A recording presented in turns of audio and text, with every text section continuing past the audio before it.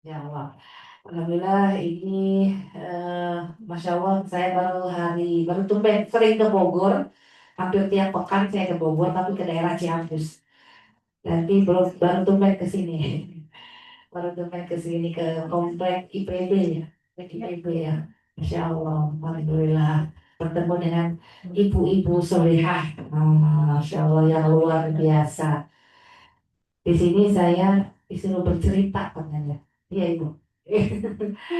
Pertama-tama saya hormati dulu kepada ketua acara ini apa? Ibu Fairuz, Masya Allah, yang sekaligus mengundang saya, Ibu Fairuz, pembina dari pesantren Kilat Cahaya ya, Ustaz Ahmad ya. Ya, pembinanya sama. Ya, Masya Allah, gitu ya.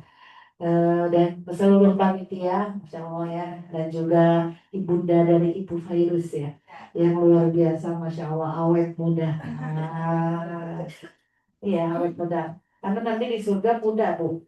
Tenang aja, kalah muda sama Bu Fairuz. Kayak kalau di surga kan kita sama semua ya, Bu. Semoga masih kenalin saya ya, Bu, nanti. Jadi semoga semua kita bertemu kembali di surga. Amin. Amin. Ya Allah, Masya Allah, ini gak enak sebenarnya bercerita di depan yang sudah lebih dahulu mengalami apa namanya pengalaman hidup ya. Tapi disuruh bercerita di sini. Mohon maaf untuk yang maksud untuk pengguru ibu-ibu semua. Saya diminta untuk bercerita pengalaman saya membuka rumah Quran, gitu ya. Kurang lebihnya seperti itu. Alhamdulillah, saya juga sama dengan Ibu Fayus, mungkin dengan panitia yang lain yang alumni Al-Hikmah ya. Iya, alumni saya lupa saya tahun berapa ya. 2000 terakhir 2016 ya Pak, 2017. Pokoknya sebelum anak kelima saya hamil, sebelum saya hamil anak kelima. Alhamdulillah saya memiliki satu suaminya satu aja pun cukup. Anaknya lima, anak saya lima, tapi yang hidup cuma tiga. Jadi yang hidup tiga, yang duanya alhamdulillah semoga menjadi tabungan saat ini ya. Jadi amin ya Allah. Anak pertama saya yang sudah menjadi tabungan dari anak pertama dan anak yang keempat. Nah, kalau yang pertama meninggal setelah 18 jam dilahirkan. Kalau anak yang keempat meninggal dalam kandungan usia 4 bulan hamil. Jadi yang ada sekarang anak kedua, anak ketiga, dan kelima. Kelas lulus SMA, lagi gap year dia. Terus kelas 2 SMA, dan satu lagi kelas 1 SD. Jauh ya jaraknya. Lagi enak-enaknya beraktivitas, tiba-tiba dikasih lagi rezeki, betul. Tapi jadi rame. Yang lainnya sudah sibuk dengan aktivitasnya masing-masing, masih disibukkan dengan anak kecil.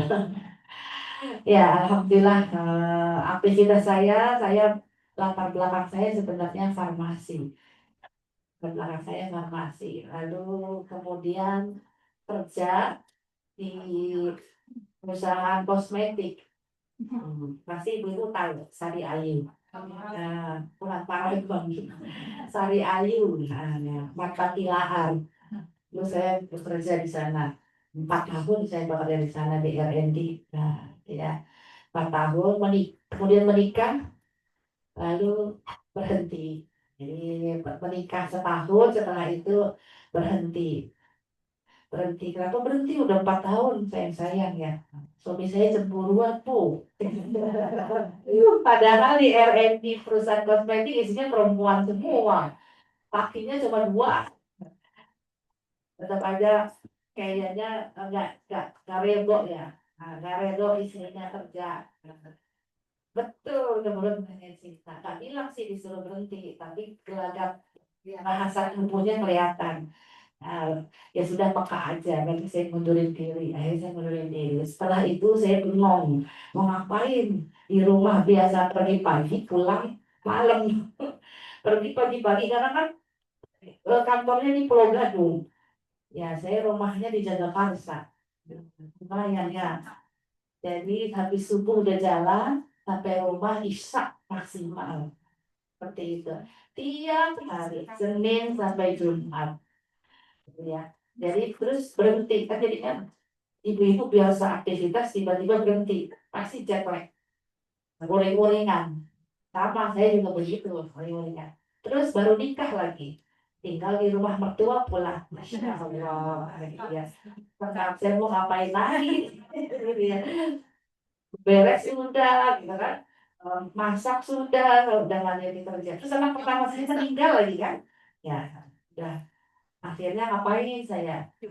Kemudian saya bilang sama suami saya mau belajar bahasa Arab di Al-Hikmah. Waktu itu masih ada VBAT di Al-Hikmah. Sekarang udah nggak ada. Saya mau belajar bahasa Arab, kemudian saya mau belajar tahsin. Jadi saya belajar tahsin itu baru pas nikah. Dulu saya pede aja kalau saya tuh pinter baca Qurannya. Maklum kalau orang Betawi kan bisa, saya orang Betawi pun. Kalau orang Betawi kan merasa pede aja udah bisa baca Quran gitu ya. Termasuk saya waktu itu sombong sih, bisa baca Quran. Tapi daripada saya bengong ngapain, akhirnya saya izin sama suami. Kayaknya kalau aktivitasnya seperti ini diizinin nih pasti. Masa dia nggak ngizinin? Maksudnya takut kan sama Allah, masih istrinya mau belajar bahasa Arab, mau tahsin nggak diizinin kan gitu ya. Diizinin alhamdulillah. Belajar bahasa Arab, belajar tahsin. Pertama kali saya belajar tahsin di LBC Al Usmani Condet. Nah, itu saya belajar tahsin tahun 2006. Tahun 2006 saya belajar tahsin. Anak pertama saya kan meninggal 2005 Agustus, kemudian 2006 saya belajar tahsin di Usman di Condet.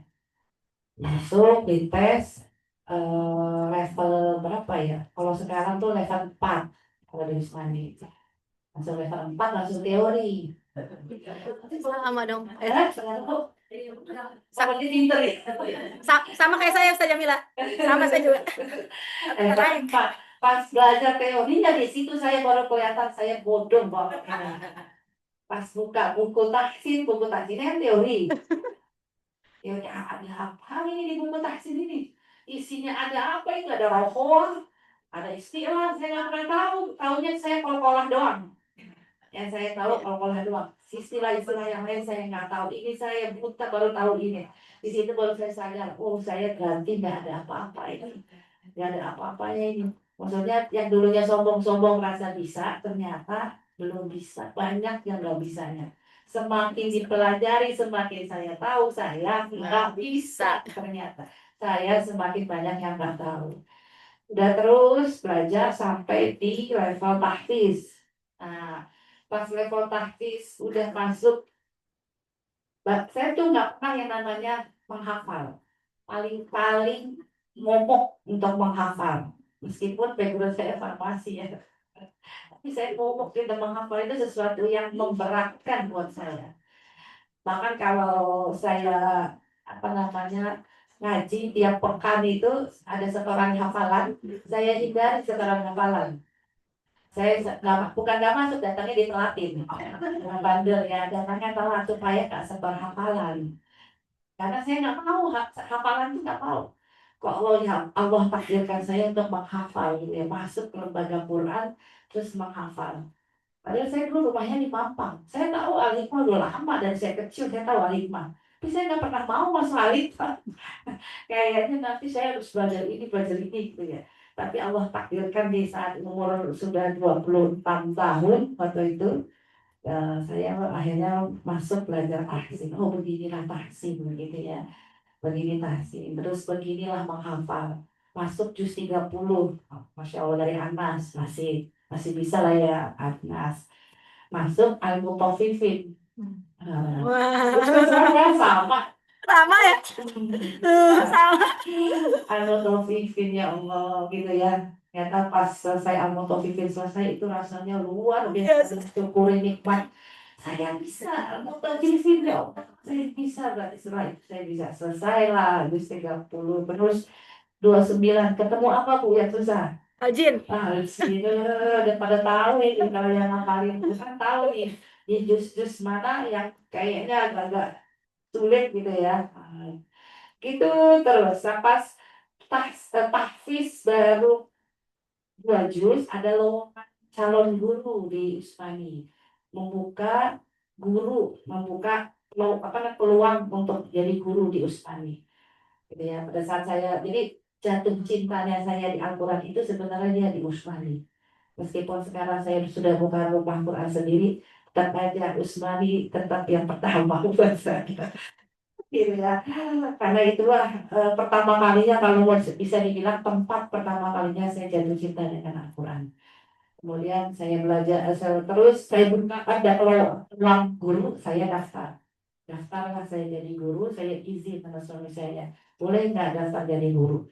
Boleh, tapi ngajarnya seminggu sekali aja. Boleh seminggu sekali. Awal-awal seminggu sekali, lama-lama seminggu 2 kali. Terus sampai seminggu setiap hari. Jadi panjang gitu ya. Ya terus begitu di Usmani sampai akhirnya hamil anak kedua, hamil anak ketiga itu di Usmani. Bahkan menjelang seminggu mau lahiran pasti saya itu mau ujian tahfiz gitu ya, ujian hafalan guru. Jadi seminggu mau lahiran ujian dulu, habis itu baru lahiran. Begitu terus sampai jadi kalau di Usmani itu guru itu punya target selesai hafalan. Jadi waktu itu saya jadi guru disuruh berjanji untuk menyelesaikan hafalan selama 5 tahun. Saya ingat betul, saya disuruh. Jadi setiap pekan itu disuruh berjanji, disuruh ngucapin janji. Saya ingat betul. Bismillahirrahmanirrahim. Insya Allah saya berjanji, demi Allah saya akan menyelesaikan hafalan saya di bulan Ramadan tahun 2011. Saya ingat banget itu. Jadi disuruh selesaikan hafalan di tahun 2011. Terus berjalan waktu sampai akhirnya ketemulah 2011. Ketemu seminggu lagi mau Ramadan. Hafalan saya belum selesai. Tinggal 8 juz. Tapi ini merasa punya janji, benar punya janjinya bukan sama guru saya sebenarnya, janjinya sama Allah, karena kan langsung ya ucapin ikramnya sama Allah. Tinggal 8 juz, itu tahunnya sudah 2011. Akhirnya saya izin sama ustazah saya, izin Ramadan ini saya selesaikan hafalan, gitu ya. Jangan dipas dulu setiap akhir juz. Nanti aja diizinkan saya kejar menyelesaikan ziyadah dengan target sepekan itu 2 juz. Jadi 4 pekan 8 juz. Nanti mulai dari seminggu sebelum Ramadan. Jadi tepat di seminggu sebelum Idul Fitri selesailah 30 juz. Masya Allah, Masya Allah, Masya Allah, Masya Allah. 5 tahun. Begitulah kehidupan saya sebelum membuka rumah Quran sendiri gitu ya, 2011 dengan kondisi anak-anak masih kecil-kecil, berarti anak masih kecil-kecil, belum belum sekolah saat itu ya, masih ada yang TK, pokoknya dari mulai kandungan, karena kan dari mulai kandungan sampai mereka akhirnya 2013 saya 2013 saya masih di Usmani, 2014 kalau nggak salah saya resign dari Usmani karena saya buka rumah Quran sendiri. Karena buka rumah Quran sendiri, kenapa saya buka rumah Quran sendiri?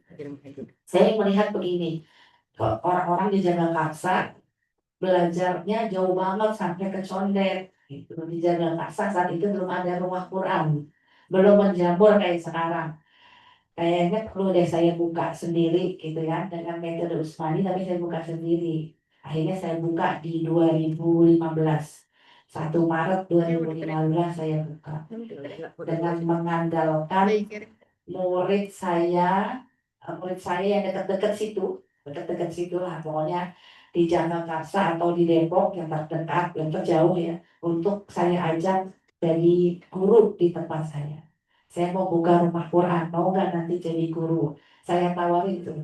Ternyata ada beberapa saat itu yang mau, yang saya rekrut jadi guru gitu ya. Jadi kurang lebih saat itu ada 4 orang guru yang saya rekrut. mau nggak kita buka rumah Quran, mereka mau, alhamdulillah. Akhirnya 2015 itu kita buka dengan satu kelas anak dan satu kelas dewasa, belum ada adminnya. Ya saya sebagai pimpinannya sekaligus admin gitu ya.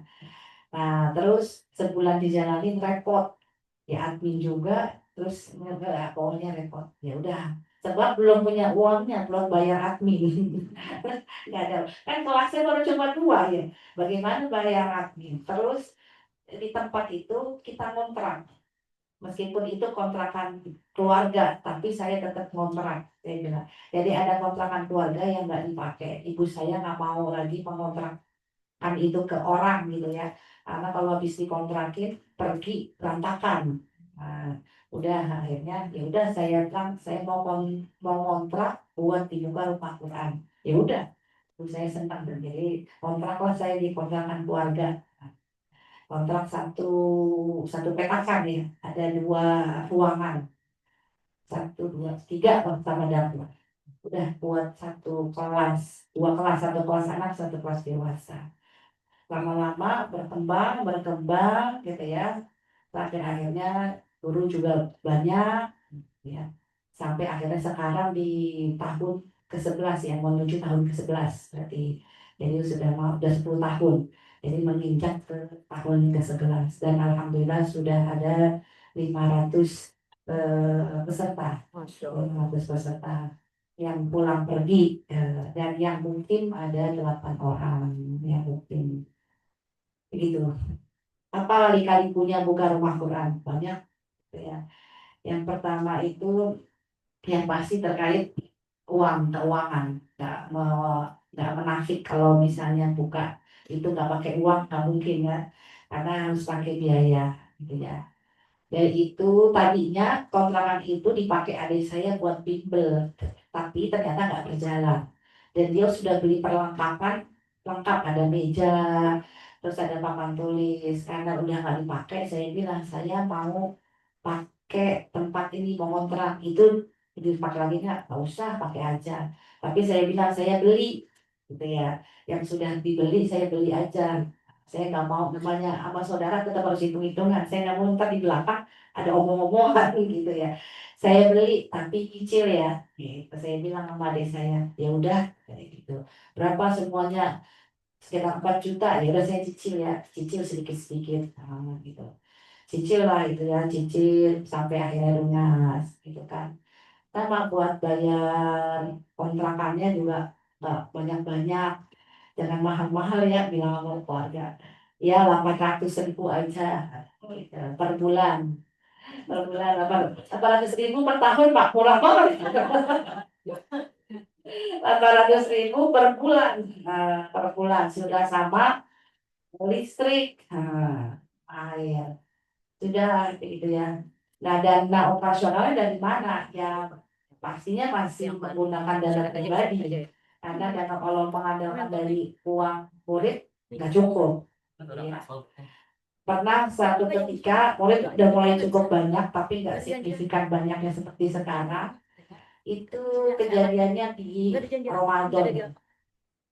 Ramadan, guru yang mengajar saya kasih lebihan yang namanya mau lebaran. Udah dibayarin honor, udah bayar ini. Pas dilihat uangnya, kasnya habis lebaran nggak ada duit, tinggal 200.000.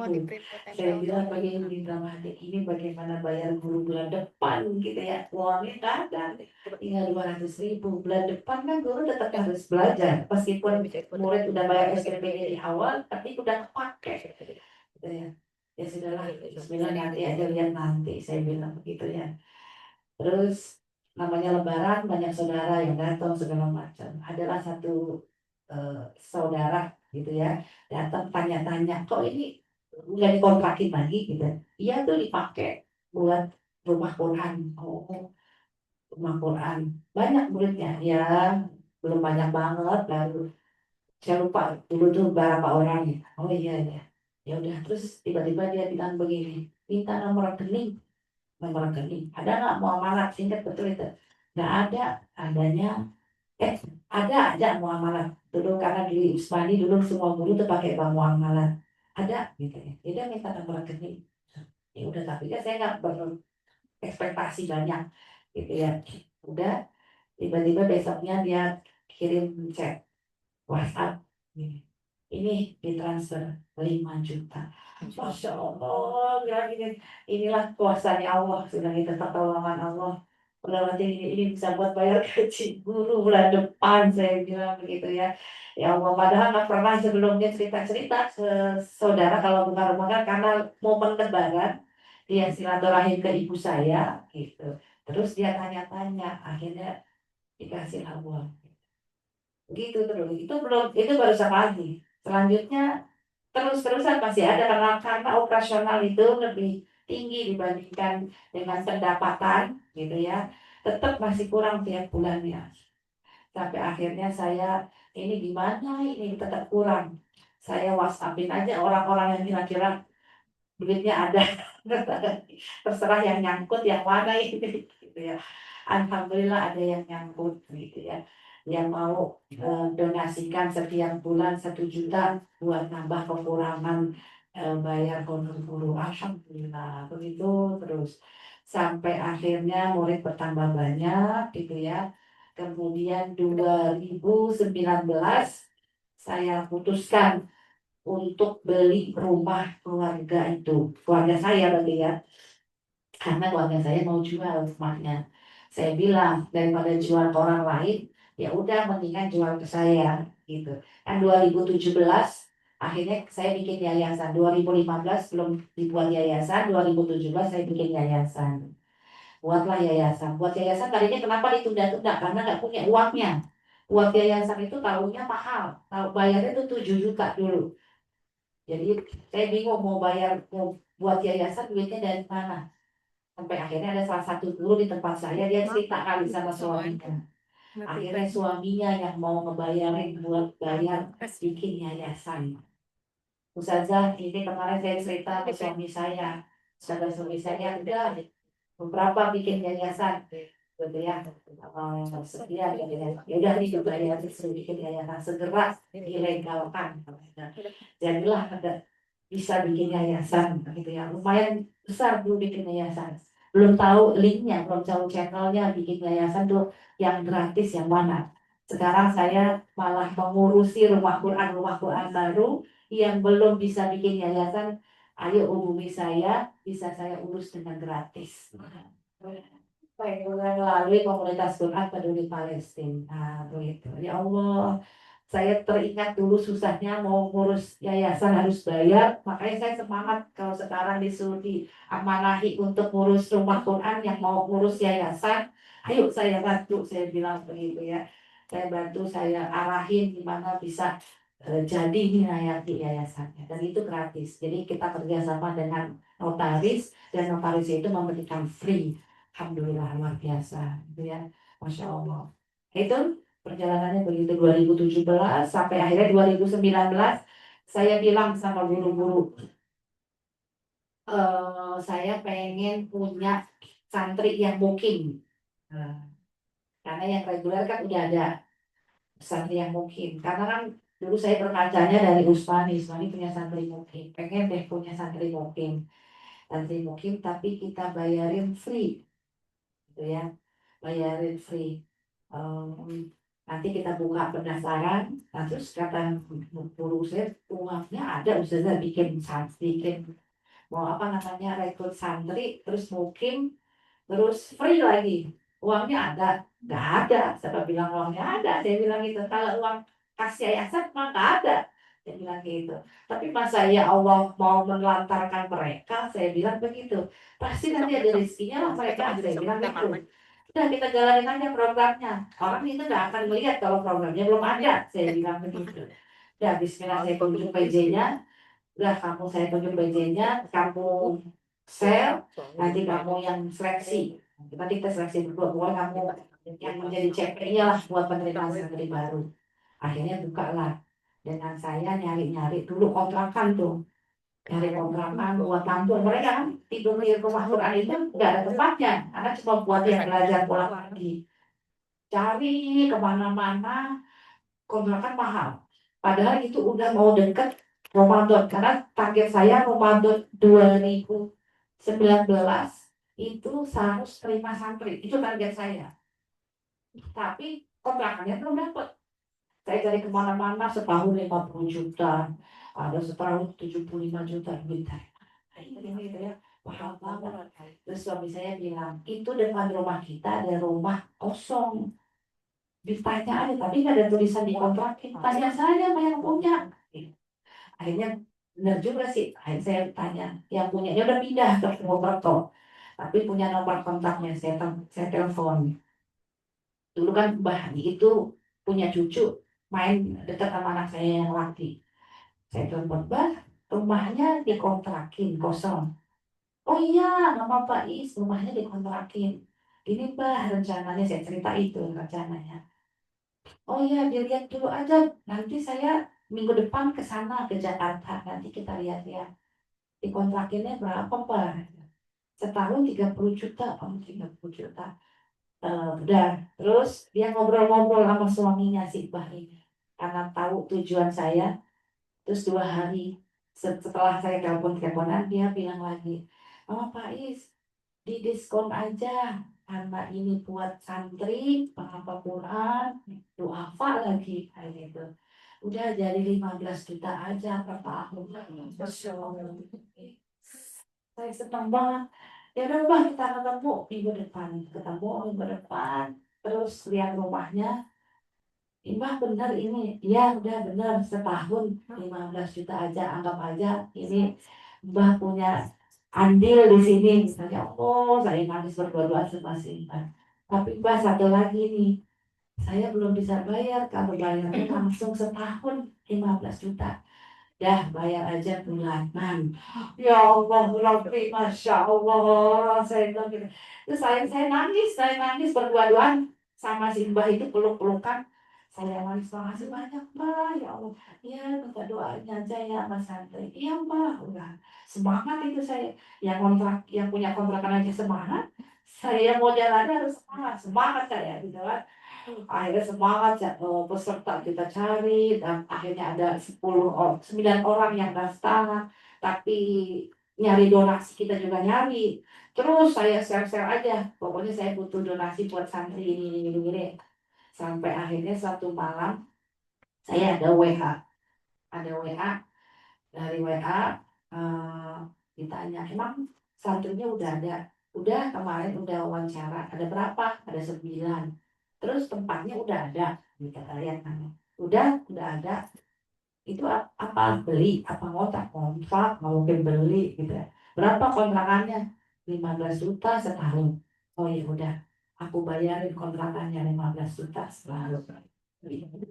Saya nangis lagi, saya pakai, Insya Allah.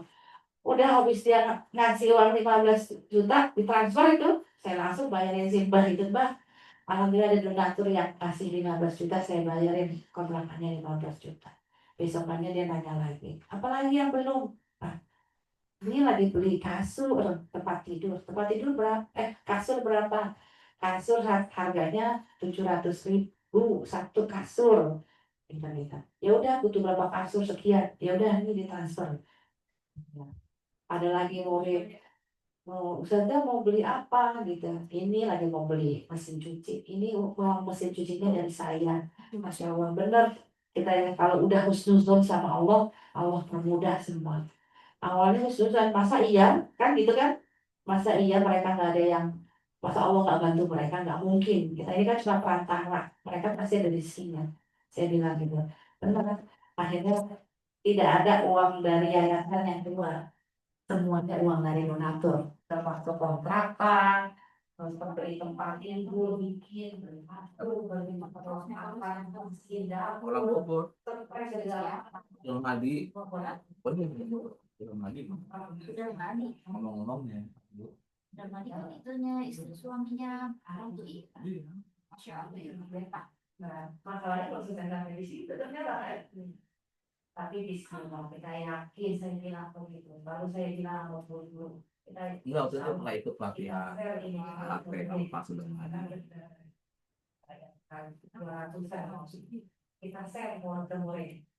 Murid siapa yang mau relasi dua sampai lama laporan jangan selesai setahun kita share. Alhamdulillah karena berjalannya sampai ini saya punya program lagi nambah. Saya bilang sama guru kita beli rumah yang dijual sama saya. Emang ya? Belum bayar. Belum bayar lagi. Bikin program wakaf belum. Di ini. Belum. Saya baca secepat ya semua. Nggak tahu. Dan bikin program wakaf. Dan bikin Itu September. adakan program wakaf berjuang. Itu November 2025. Biasanya tidak sesuatu profit Cuma aja.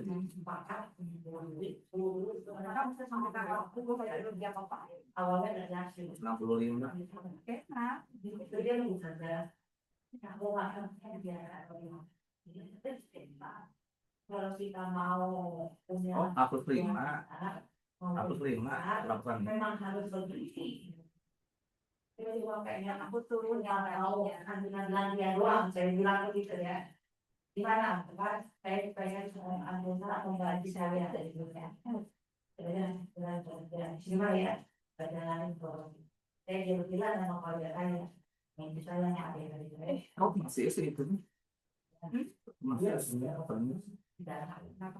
penuh ke masih. Bismillah. Akhirnya kan dari jalan. Baru ini di tapi aku belum buka kalau boleh buka. Tapi aku nggak tahu kalau nggak tahu. Ini Bu Yati nggak ada daftar Dia selama jalan apa sayurnya atau nggak saya beli yang bawa dia aja. Bu Jadi Yati. setiap yang belanja kita disuruh ibu mau yang kan lima itu boleh dua dari 5.000 10.000 kata bunda ibu pasar sekalian belanja kayak kamu kalau saya kalau nggak kalau saya dulu pengalaman itu bahkan setiap minggu kali boleh dua ya pakai banyak nanti newsnya Aku nggak masuk. oh biasa lagi sekali Nggak tarik lagi. itu uang apa namanya pencarian wakaf jadi berarti orang Emang nggak ada ya? fokusnya udah ke COVID. Oh bukan sekedar COVID kan, semua ekonomi semua banyak orang yang di PHK, gitu ya. Jadi itu imbasnya bukan hanya kalangan ekonomi menengah bawah sampai menengah atas juga berdampak. Ya Allah, Masya Allah ternyata kita rintangannya mulai dari sini ya, ditambah lagi rintangannya. Tapi ya sudah dijalani kalau dijalani. Saya juga minta keringanan lagi aja. Dengan 3 tahun, dari bayarnya kecil, jadi saya itu bayarnya kecil. Udah masih satu, masih dalam pakai, masih satu yang dipakai saya sudah sangat tidak signifikan. Basuh, keluarga saya masih terus-terusan. Sih nggak ada. Lumayan. Gimana? Apa namanya? Penting, nah itu kalau jumlah itu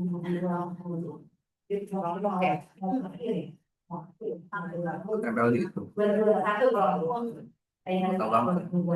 saya kira tergabung di komunitas di Palestina. Sini belum ini. Ada dua. Terus berangkat soal lupa di gunung. Wah, ya, aktor dengan Kalau terus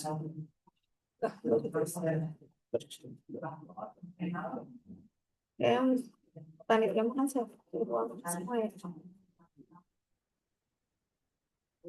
Tadi kita buat di ruang ini kayak sofa ya. apaan? Tahu lebih.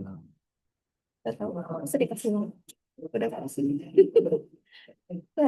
Komputernya tuh gitu harus didorong nih. Kalau misalnya nggak didorong begini. Enak banget. Enggak itu.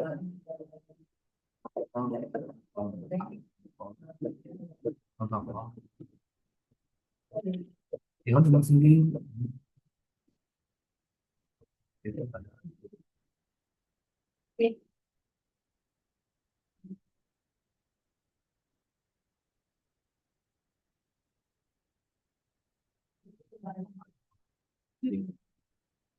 Jadi guntingnya taruh mana ya? Kas gunting pita. mana gede? Tadi gunting pita. Tadi dia siapa yang minta? Pak Joko deh kayaknya tadi. Gunting cuma kaki. Apanya? Ada 2 kali ngeprint. Enggak. Mental dihapusin. Coba di rumah.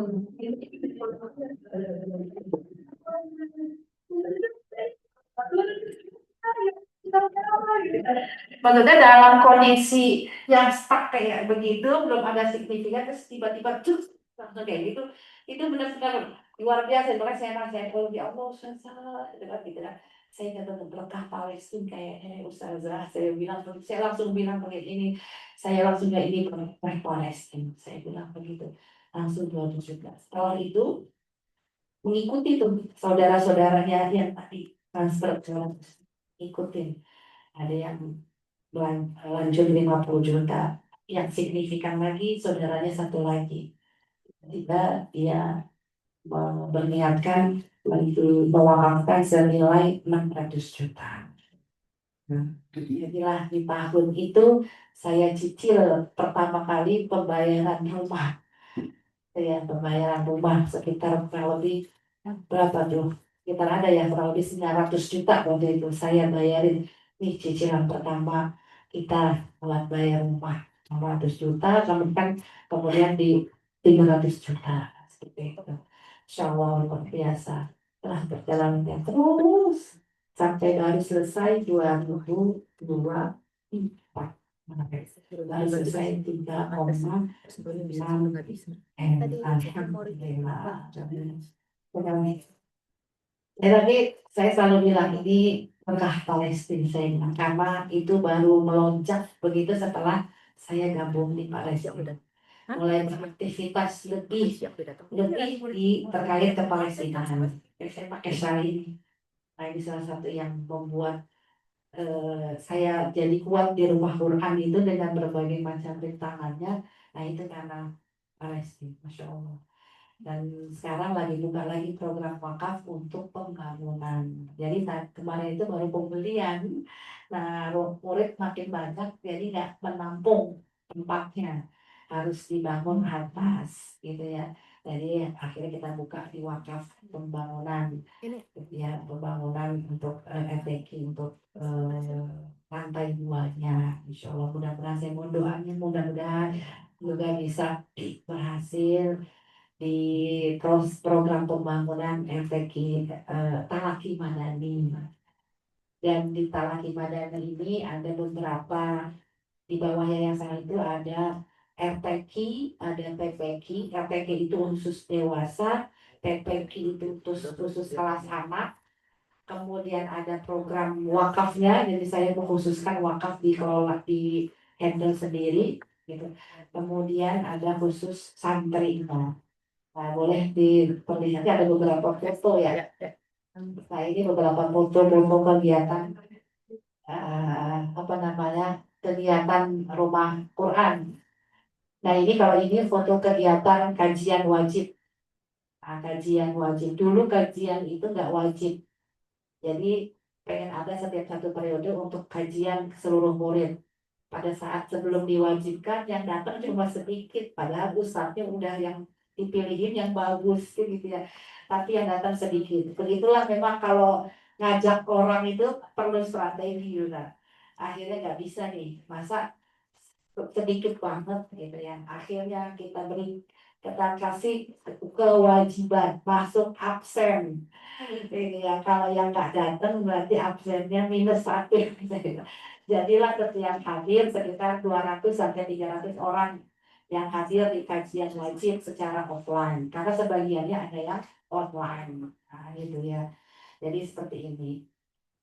Nah, ini ada kelas ikhwan dan kelas akhwat. Nah, kelas ikhwan dan kelas akhwat. Kemudian ada juga kelas anak-anak. Nah, ini ruangan-ruangan di tempat saya seperti ini. Karena rumah kontrakan, bentukannya masih kontrakan. Ini ya, ini beberapa, nah itu acara wisuda santri. Wisuda santri yang pertama itu wisuda 3 angkatan karena terhalang pandemi. Karena terhalang pandemi akhirnya tidak bisa mengadakan wisuda, jadi wisudanya dirapel. 3 tahun pertama dirapel dalam 1 kali wisuda. Nah, seperti itu. Nah, ini kegiatan santri yang paling bawah sebelah kanan itu kegiatan santri setoran hafalan. Jadi santri itu setoran hafalannya sehari 5 kali, ada 5 sesi waktu dimulai dari setelah tahajud sampai nanti jam 9 malam. Targetnya 1 hari 5 halaman dan 1 tahun selesai 30 juz. Alhamdulillah setiap tahunnya bisa bisa selesai. Jadi kurang lebih sekitar 90% selesai 30 juz dalam waktu setahun. Bahkan ada beberapa yang 3 bulan selesai, 4 bulan selesai. Nah, yang terakhir itu angkatan yang terakhir kemarin, periode kemarin ada yang 3 bulan, ada 2 orang 3 bulan, dalam waktu 3 bulan sudah selesai ziyadah 30 juz. Dan santrinya dari mana-mana, ada dari Lombok, ada dari Aceh, jadi dari luar kota gitu ya. Nah, ini kelas anak, ini kelas anak, ya. Nah, ini alamat saya di alamat kami di Talaki Madani di Kahfi 2. Kalau ibu-ibu yang pernah ke Kahfi 2, ada yang tahu Bu, ke Kahfi 2 Jaga Paksa? Sering ke sana ya Bu? Di Kahfi 2 ya Bu? Ya, Masya Allah. Iya, saya tuh babakan. Iya, belakang rumah saya tuh babakan. Belakang, kalau jalan sedikit ke belakang, ya nanti saya tuh babakan. Masya Allah. Ke situ ya Bu? Iya, betul. Saya tuh babakan, betul. Ya, begitulah perjalanan rumah Quran Talaki Madani, perjalanan saya gitu ya, perjalanan saya dalam membangun rumah Quran, ya. Ini Masya Allah bukan perjalanan yang mudah begitu ya, perjalanan yang mudah karena bermodalkan tidak ada dananya gitu ya. Kita saya ambil hikmah adalah selama kita punya niatan baik, tujuan baik, husnuzon sama Allah pasti Allah bantu. Itu jadi ibrah buat saya, hikmah buat saya dan semua guru-guru saya tanamkan hikmah itu bahwa selama kita punya tujuan baik, niatan baik, kita programnya juga baik, husnuzon aja, Allah pasti bantu. Allah semua pasti bantu. Ya, dengan menambah keberkahan membantu Palestina, insya Allah itu juga malah menambah keberkahan buat rumah Quran. Ya, alhamdulillah. Dan santri yang sekarang malah ada yang saya menerima santri itu dari usia lulus SMP sampai lulus SMA. Jadi ada yang lulusan SMP, ada yang lulusan SMA.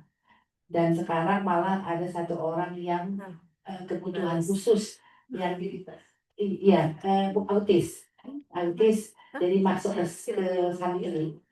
Jadi awalnya sebelumnya saya kecolongan masuk santri yang autis. Jadi kita tidak tahu kalau itu santri adalah autis. Pas kebetulan bukan saya yang lagi seleksi. Jadi secara zuhir nggak kelihatan memang. Tapi pas dia berdiri untuk tubuhnya tuh terlihat berbeda. Nah, terus pas lagi main sama anak saya yang paling kecil itu, uh, gayanya kayak anak kecil. Terus anak saya bilang, enak deh main sama kakak ini, dia loncat-loncatan nanti dia. Nah, di situ mulai saya aneh ya gitu. Nah, ternyata dia itu anak cerita kalau dia autis. Lalu saya panggil orang tuanya, kayaknya sekarang kecolongan gitu ya. Saya nggak tahu ini terkait autis seperti apa, anak ibu bagaimana kondisinya. Nanti si ibu itu menjelaskan bahwa sebenarnya anaknya sudah sembuh, saja itu sebenarnya udah sembuh, nggak ada yang gimana gimana. Oh ya udah Bu, kalau memang begitu kita lihat dalam sebulan ini terus ternyata tidak ada kendala, kita lanjutkan. Alhamdulillah tidak ada kendala, makanya anak itu lanjut terus sampai akhirnya di tahun berikutnya ada seorang ibu lagi, orang tua lagi yang tahu informasi ini kalau di tempat saya ada nerima autis, dia punya anak autis.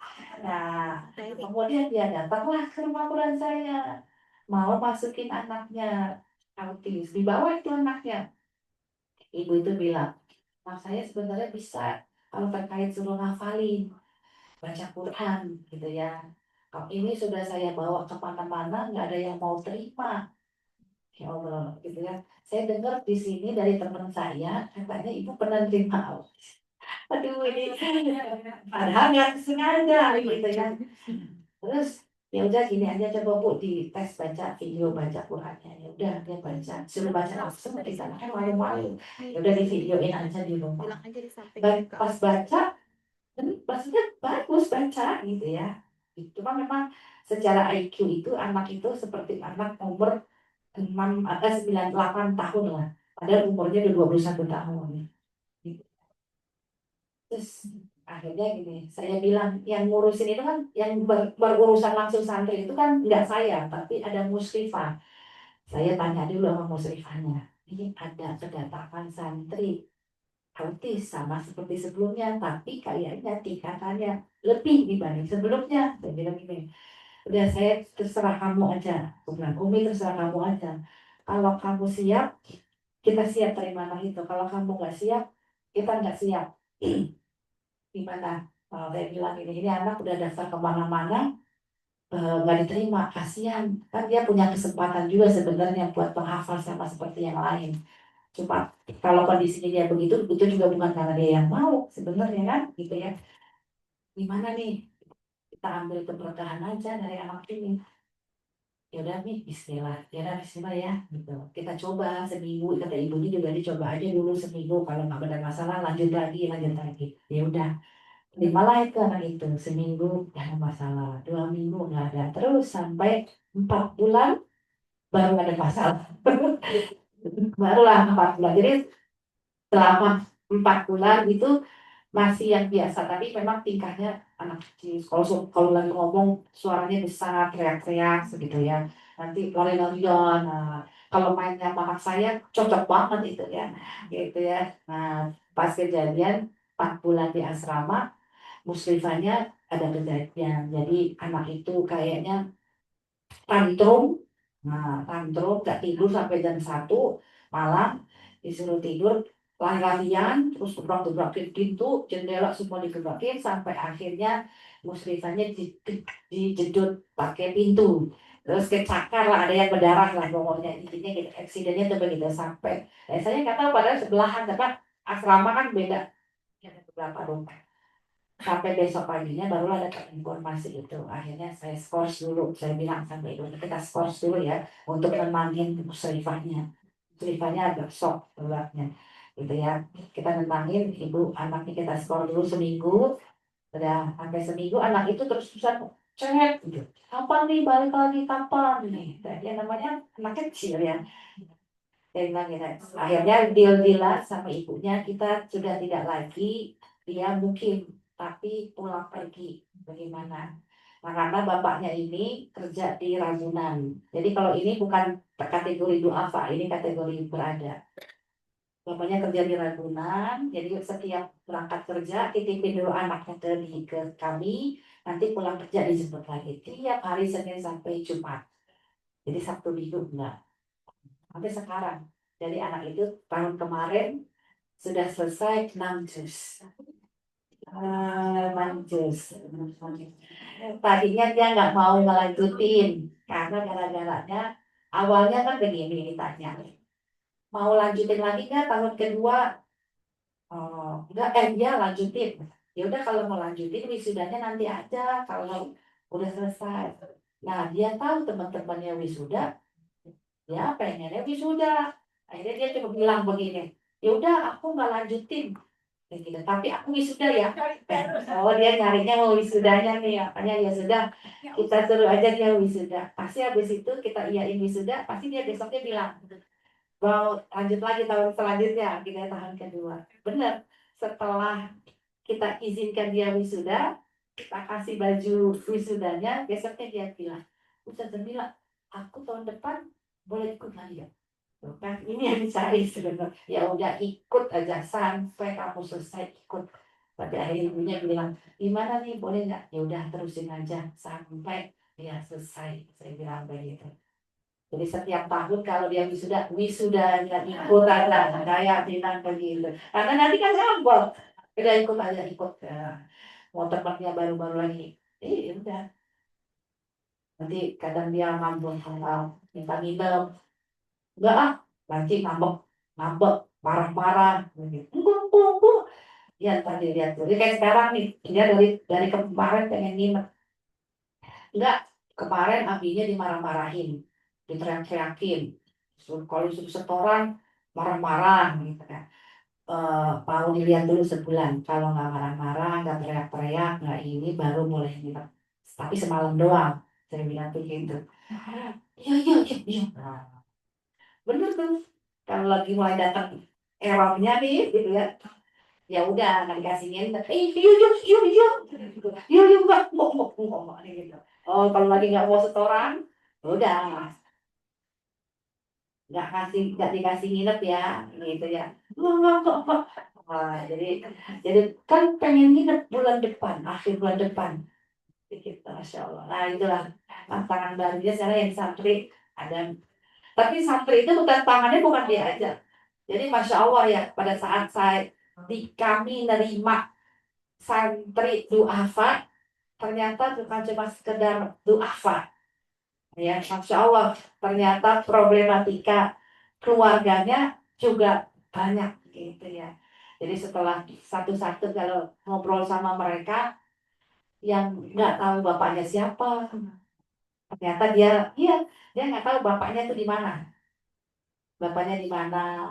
Terus yang juga dia tinggal sendirian doang, ibunya nggak tahu kemana, bapaknya nggak tahu kemana, ya. Nanti yang bapaknya pergi ninggalin mereka dengan misalnya ibunya itu punya anak 6 apa ya, terus bapaknya ninggalin mereka, terus dengan berbagai macam eh, problemanya pokoknya, sampai yang dia juga nggak jelas sebenarnya bapak yang ngasuh dia itu bapak kandung atau bukan. Bapak yang ngasuh dia bilang itu bapak kandung dia, bapak kandungnya, tapi ibunya bilang itu bukan bapak kandungnya. Kayak gini permasalahannya itu sebut. Ternyata Masya Allah ini anak-anak ini. Sampai kalau udah selesai gini. Ini ada kemarin, baru kemarin. Dari Lombok. Umi, aku nggak mau pulang ke Lombok. Nanti kalau pulang ke Lombok, aku disuruh kerja. Umi gitu. Aku nggak mau pulang ke Lombok. Kalau suruh kerja, ntar aku nggak boleh nggak ngapalin lagi. Pokoknya disuruhnya kerja. Nggak mau pulang nih ke Lombok. Katanya. Terus di sini wah, saya juga bingung gitu ya.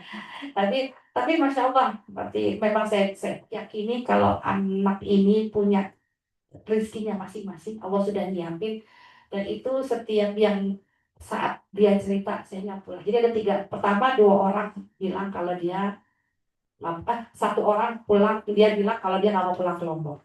Saya bilang ya sudah, kamu saya taruh dulu di lembaga lain untuk buat kirim hafalan, karena di kita kan udah terima yang baru untuk mengkirim, tapi nanti beasiswa kita cari yang beasiswa, sampai akhirnya dia dites 10 juz, dia masuk, dia dapat beasiswa. Udah kamu di sini, terus nanti gimana nih, tapi kan di sini aku udah nggak usah mikirin segala macamnya, mau apa namanya terkait kebutuhan gitu kan, udah tenang aja pokoknya ya. Nah yang penting kamu masuk, ya deh kata gitu, pokoknya ikut aja deh apa yang disaranin, ikut aja ya udah.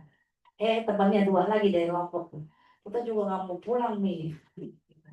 Terus mau apa ya, mau kuliah di sini, terus tinggal di mana nggak tahu. Ya Allah kan, tapi kan nggak mungkin bilang jangan, kasihan juga. Ya udah sampai akhirnya saya bilang ini pasti ada rezekinya, tapi kan saya nggak tahu ya karena dari mana. Tiba-tiba mak hari ini dia bilang begitu, anak itu 2, besoknya saya ditelepon teman saya, Umila kata gitu. Ya, jangan ya, ada teman saya tanya, ini kita ini di wakaf orbit gitu ya, dan kedapatan wakaf rumah di daerah larangan. Nah wakaf rumahnya itu mau dijadiin rumah Quran kayak gitu. Bisa nggak kalau rumah Qurannya itu yang kelola anak santri Bumila yang namanya udah selesai. Masya Allah, saya bilang begitu.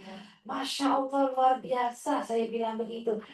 Di saat saya lagi bingung anak ini mau dibawa kemana, mau saya taruh di mana, kan saya kalau nggak bisa mungkin lepas taruh di situ main taruh aja.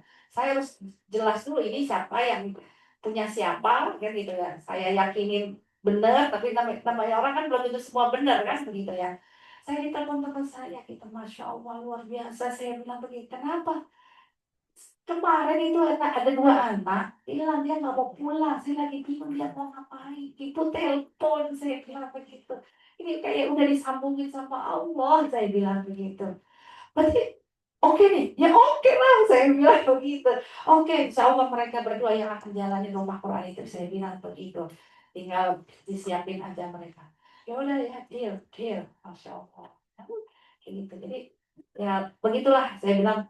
Jadi prinsipnya tuh husnuzon, husnuzon sama Allah. Husnuzon memang perlu, gitu ya. Pada saat sesulit-sulit apapun kita kadang ngelola rumah Quran itu ya, mau nanti setelah ini gimana sih, nanti ini bagaimana nih, ya gitu ya.